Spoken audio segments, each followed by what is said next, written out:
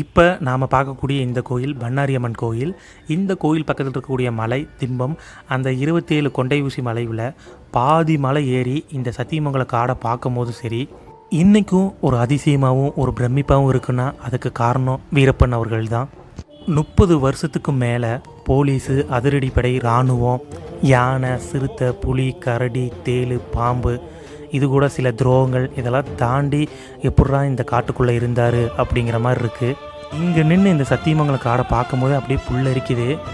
இங்கே வர்றவங்க இங்கே நின்று பார்க்கும்போது கண்டிப்பாக அதை அவங்க உணர்வாங்க. தூரத்தில் பார்த்திங்கன்னா பவானிசாகர் டேம் தெரியுது. தமிழ்நாட்டுடைய 2வது மிகப்பெரிய அணை. ஆனால் ஒரு உண்மையான ஒரு பொது மனுஷனுக்கு என் உயிரியே கொடுத்து காப்பாற்றுவேன்.